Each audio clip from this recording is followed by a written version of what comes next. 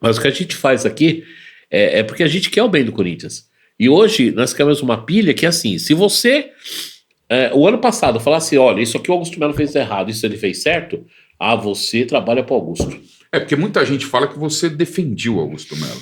Aí eu falo assim, eu em algum momento, principalmente no começo, eu defendi, porque eu queria tirar o Corinthians da mão daqueles caras da Renovação e Transparência. Então, esse é outro assunto que eu acho muito engraçado.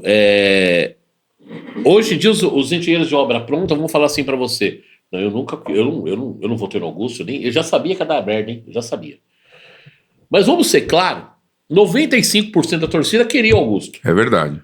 E tinha muita gente que votou porque acreditava no projeto do Augusto, e uns votaram no Augusto para não ter a renovação e transparência. Que é o meu caso. Eu não tenho nada contra a pessoa do André de Oliveira, até porque ele não me fez nada como pessoa. Mas o cara que não sabe o que é transfer ban.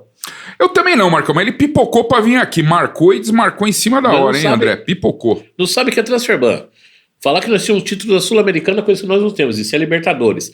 E ignorar tudo que foi feito até 2007, me desculpa. Mas tem obras minhas lá no clube.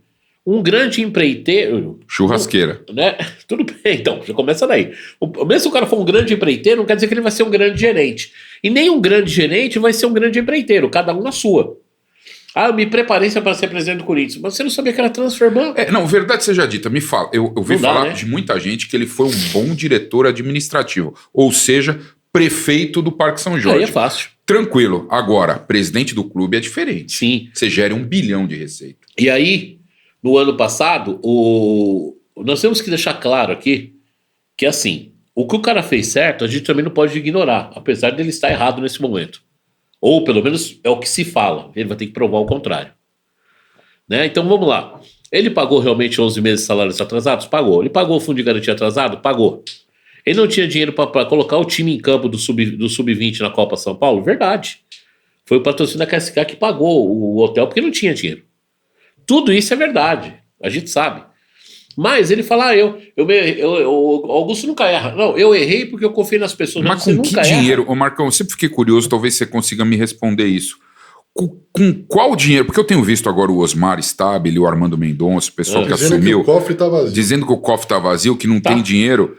Com que dinheiro o Augusto Melo conseguiu manter uma folha salarial que ele veio aqui, sentou na sua cadeira, falou que era de 26 milhões, mas já estão falando que é de quase 40 milhões. Então, aí é o seguinte,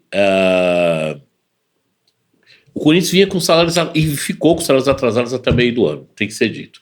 Quando o Pedro Silveira assumiu, um abraço Pedro Silveira. Aliás, um abraço para ele que se recuperou de uma cirurgia. Graças a Deus está se recuperando e deixou o barco por questões de saúde. As pessoas têm que entender o seguinte, ele fez um baita no trabalho, porque não entrou dinheiro novo. Esse cara, eu não sei ele ficou esticando o dinheiro de um jeito para conseguir manter os salários em dia.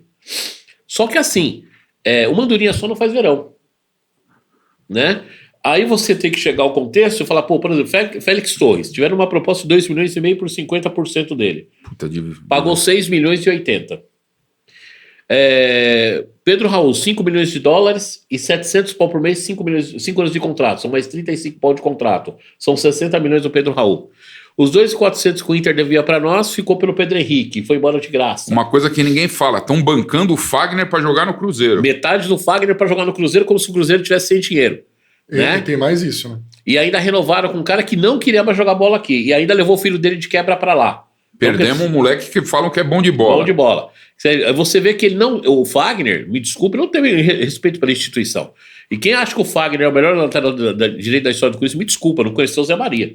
Fagner, para mim, não serve para engraxar a chuteira do Zé Maria. Aliás, tem muito jogador no Corinthians que não podia nem chegar perto do Parque São Jorge. Essa é a grande verdade. Tem muito jogador ali que, pelo amor de Deus, né? Se a gente for dar a lista de jogador que tem que ir embora aqui, fica tá falando desse atual elenco. Né? Desse atual elenco.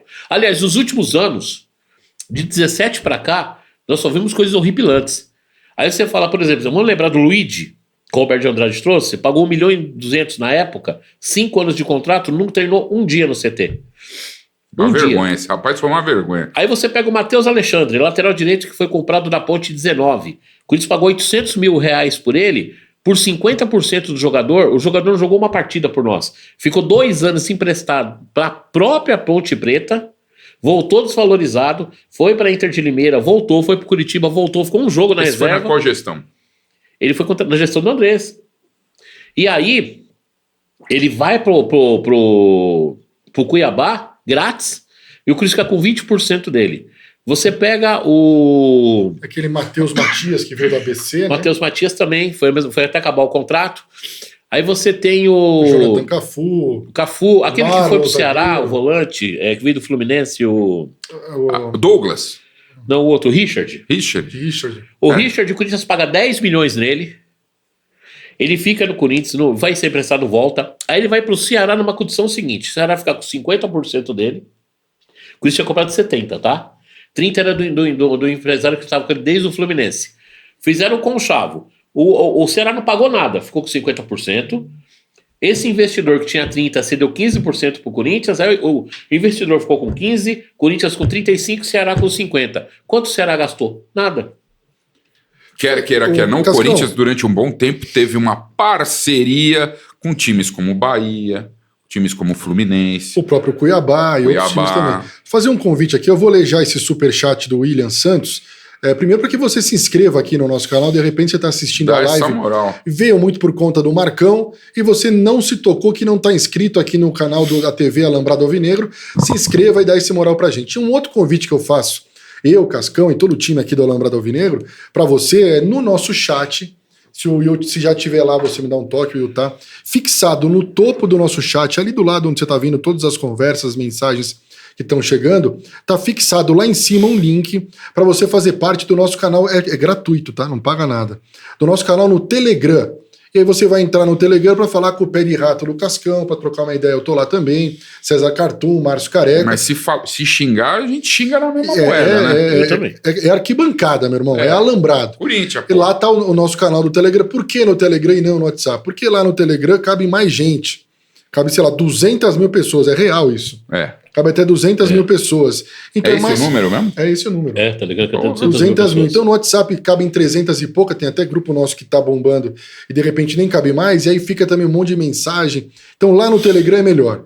Tá fixado lá em cima e você entra e você clica e participa do nosso grupo no Telegram e se inscreve também aqui no canal da TV. Ô, Jean Alambrado Peixoto, Alvinegro. Marcão monstro sagrado. Obrigado, Jean. Obviamente tem uma galera que curte o seu trabalho, você com o canal quase chegando a 100 mil pessoas também, não é pouca coisa, né, Fala um Marcão? pouquinho dessa caminhada sua. O canal começou, na verdade, eu não levava muito a sério, porque eu sou Mas de um cara meio... formação, o que você fez? O que você trabalhava? O que você... Eu sempre trabalhei com vendas, trabalhava com representação. Vendedor. Eu não tenho formação jornalística, nada. Mas assim, eu A sempre maioria conheci... não tem, Marcão. A maioria não tem, essa é a verdade. Eu conheço um pouquinho da história total do clube, né? Porque eu Conheço cresci bastante. ouvindo as histórias Seu e pai tudo. contando. E eu nasci num berço que meu pai nasceu em 1917. Então meu pai viu muita coisa do Corinthians e eu cresci ouvindo tudo aquilo do Corinthians.